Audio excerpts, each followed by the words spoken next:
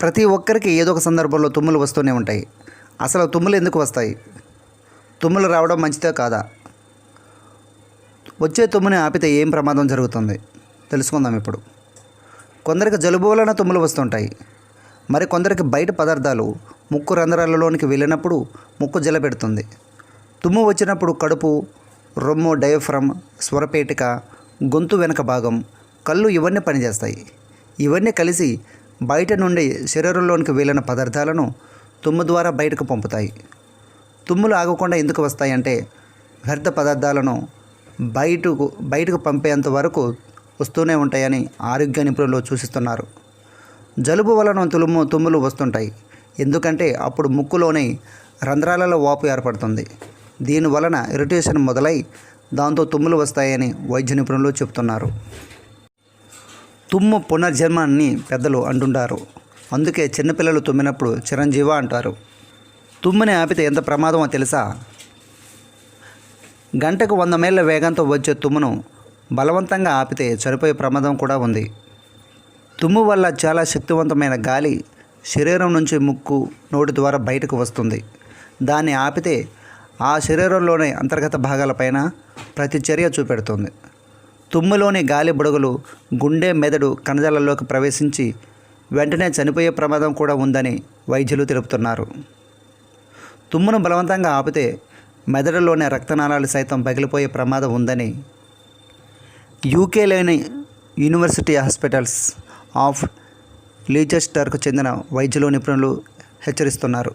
కాబట్టి ఇకపై ఎప్పుడైనా తుమ్ము వస్తే బలవంతంగా ఆపే ప్రయత్నం చేయవద్దు. తుమ్ములు ఎక్కువగా వస్తుంటే రుమాలు ఉపయోగించండి. అయితే ముక్కు, నోటిని బలవంతంగా మూసే ప్రయత్నం చేయొద్దు. రుమాలును నోరు, ముక్కుకు కాస్త దూరంగా ఉంచి తుమ్మండి. తుమ్ముల వల్ల చికాకు, పక్కవారికి ఇబ్బంది. కాబట్టి ఇలా ఎక్కువ సమయం లేదా తరచు వేధించే తుమ్ములను వెంటనే తగ్గించుకోవాలి. తుమ్ములు రాకుండా ఎలా నివారించుకోవాలి, వాటి గురించి ఏమైనా చిన్న చిట్కాలు ఉన్నాయంటే ఇప్పుడు చూద్దాం. తుమ్ములు నివారించడంలో అల్లం బెస్ట్ న్యాచురల్ రెమెడీ. అల్లంతో తయారు చేసిన టీని తాగడం లేదా జింజర్ పౌడర్ను తేనెతో మిక్స్ చేసి తాగడం వల్ల తక్షణ ఉపశమనం కలుగుతుంది. నిరంతరం బాధించే తుమ్ముల నుంచి తక్షణ ఉపశమనం పొందాలంటే వెల్లుల్లిని ఉపయోగించండి. వెల్లుల్లిలో యాంటీబయాటిక్ లక్షణాలు పుష్కలంగా ఉన్నాయి. వెల్లుల్లి రెబ్బలను మెత్తగా దంచి వేడి నీటిలో వేసి మరిగించాలి.